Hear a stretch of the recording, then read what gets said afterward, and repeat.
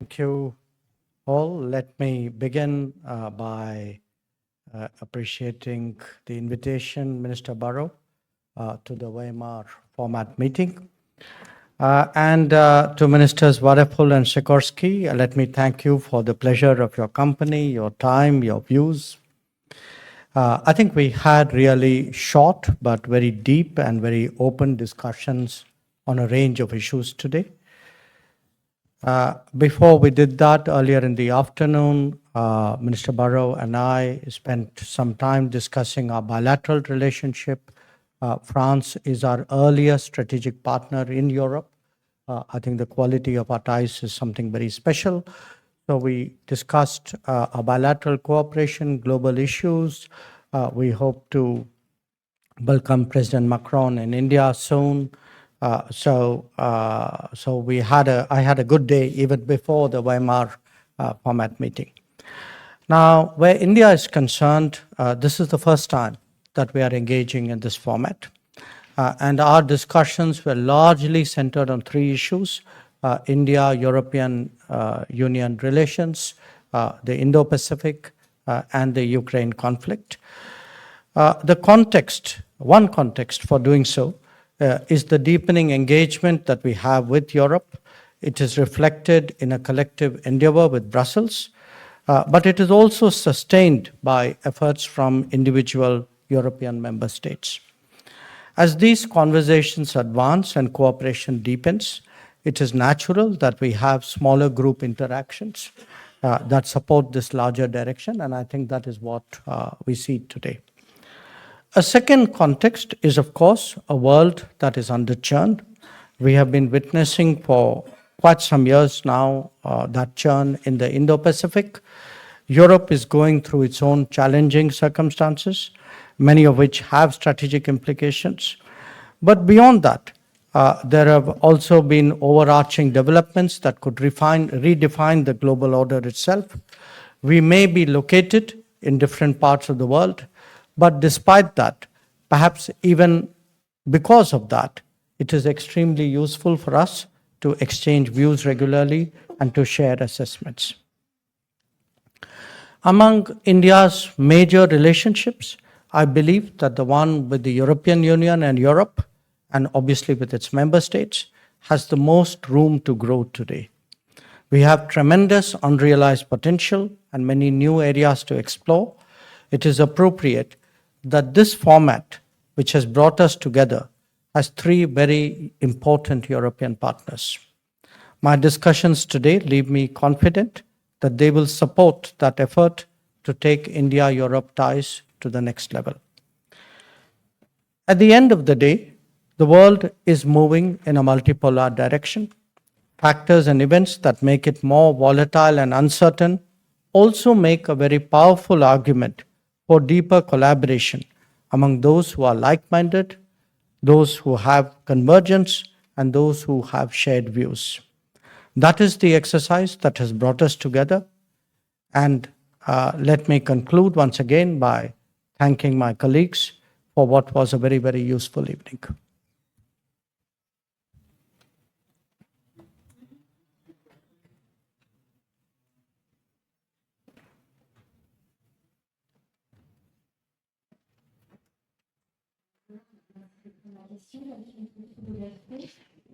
Thank you. I'm from AFP. Question to Minister Barrot. This morning,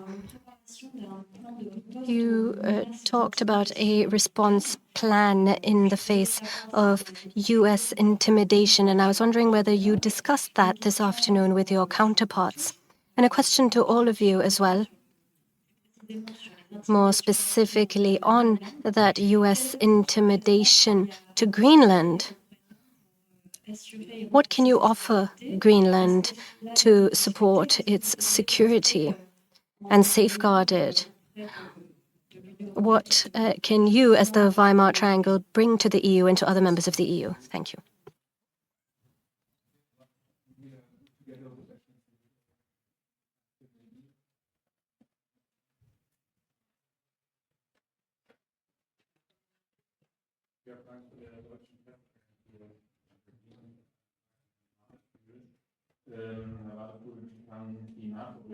I have a question for Minister Wadephul. How can NATO respond, given that its most important and most Ist die powerful NATO dann am member, Ende und the ist der United Verkauf States, is Grönlands taking an action die against USA a überhaupt member, Denmark? Is that the eine end of Option? NATO? Und bitte eine Frage an Herrn Sikorski. The sale of Der Greenland to Kanzler the Merz US, could that hat be an option? And a angekündigt, dass question to als Mr. Sicherheitsgarantie Sikorski. The deutsche federal chancellor Soldaten an die said Ukraine-Grenze that NATO-Länder security stationiert werden guarantees, können. that as security guarantees, Würde Polen das German befürworten, dass troops deutsche could be deployed Soldaten in on Polen stationiert NATO werden in so einem territory Fall? on the border with Ukraine? Could that be the case in Poland? Thank you. Maybe one last question so that we have everyone together over there. So this is Rohini from DD India. So you choose Europe as your first visit in 2026. So what role do you see for Europe in our foreign policy? Et je répondrai à la dernière question en disant que nous sommes très And honorés. to answer the que last le question, docteur I'd like Jaishankar to ait say effectivement that we're choisi very l'Europe et honored la that France Dr. Jaishankar pour chose commencer cette Europe and année indeed France diplomatique to kick off 2026. this Ensuite, diplomatic year s'agissant 2026. des travaux en cours And au Quai d'Orsay, ils n'ont now, pas when it commencé comes hier, en réalité, ils n'ont pas to commencé avant-hier, mais work bien in avant. progress Simplement, at ce the que Quai j'ai d'Orsay, dit of ce course, matin, c'est que our work didn't nous start avons, today or yesterday. But évidemment what I said this morning engagé was that des réflexions sur la manière indeed dont we have nous started pourrons défendre nos intérêts thinking si, about toutefois, ils étaient- how si we toutefois la might France, defend our l'Union européenne, interests devait if faire our interests l'objet came to be d'intimidations, threatened d'où and qu'elles viennent. if France and the EU were to be intimidated, wherever that intimidation might stem from. And that is something I mentioned to my Polish and German partners, and indeed that we will bring to our European partners, because that is the question being raised. How can Europe, how can the EU deter from any form of threat to its security or its interests? So there's nothing new about that, in a sense. And then when it comes to Greenland specifically, again, I don't want to repeat myself. And the President of the Republic himself went there in June of last year. I went in August to reaffirm our support to the Danish and Greenlandic authorities. And we announced the opening of a consulate as well in Greenland. And as the Danish Prime Minister said, Greenland is not for sale. Greenland is not for the taking. Long gone are the times where you could buy or sell Louisiana. And Denmark can count on the solidarity of European countries.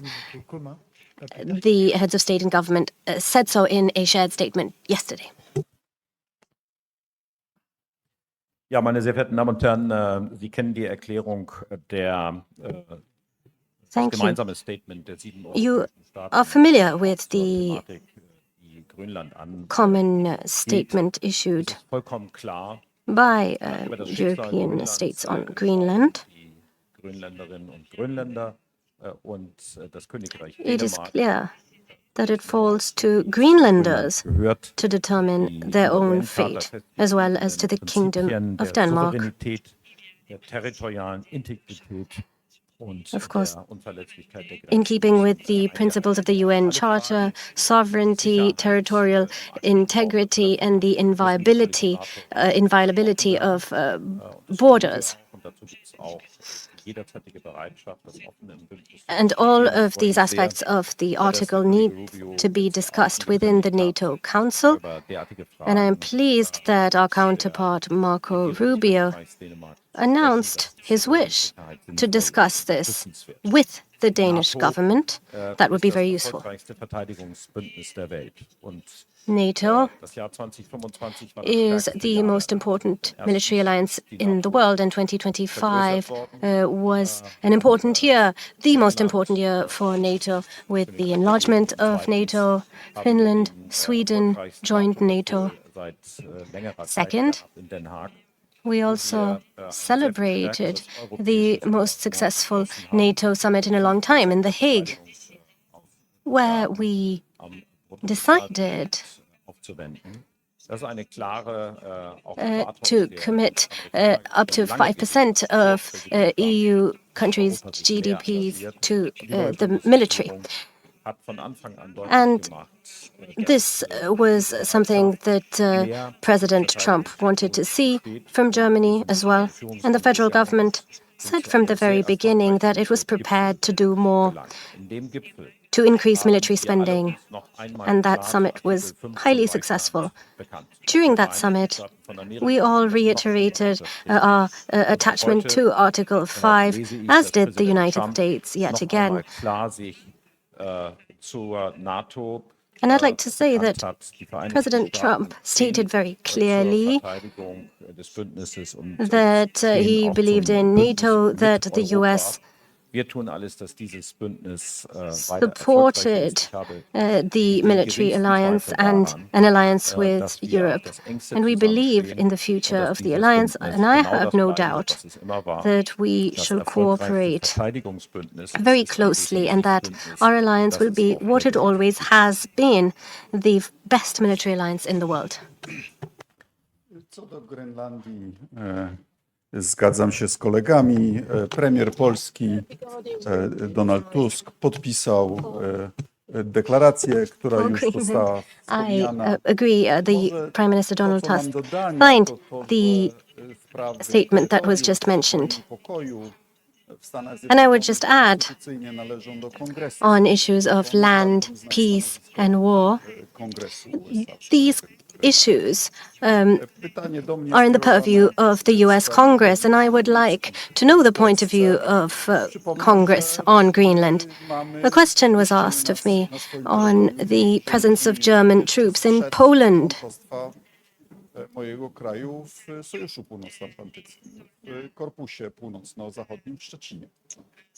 And I would like to remind you that we had German troops in Stettin, and that predates our NATO accession, as well as in Bydgoszcz, my town. And recently we organized military exercises in Poland, and it was actually a German general commanding Polish tanks. And the reverse occurred as well. We're very grateful to Germany for the presence of German troops in Rzeszów, at the Jaishankar airfield, and they participated in the anti-air defense of that airfield, which is very important in the context of support to Ukraine. Now, I won't go into detail, but if we have a ceasefire and if we have a monitoring operation, well, in that case, a number of countries have already stated that they would be a part of preparatory action in Poland. France is among them. But this is something we will be discussing with our chiefs of staff. But it would not be new when it comes to Germany. Thank you. Let me just respond to the last question, which was, in a sense, you asked me, why did I come to Europe? I think it was a very conscious choice. It was a choice which reflected our belief that this relationship with Europe is really poised to grow to the next level. And when I look back, even at the last few weeks, we've had discussions within India on matters dealing with Europe, the FTA, technology issues, semiconductors, railways, defense, aviation, railways. So it's a very substantive relationship, much more that can be done. But other than that, I think there is a larger discussion today that the world needs about the global order. What kind of world do we want to live in? What would be the norms and the other related issues? And because I think Europe is such an important a player in global politics, it's also necessary that India strengthen its relationship. I think we can bring more stability both into the international economy and global politics, and that really is why I'm here. I should add, by the way, as soon as I get back, that we would be expecting to welcome Chancellor Merz in India. And as I said, soon President Macron will be there. A number of other European leaders are also slated to visit India very shortly.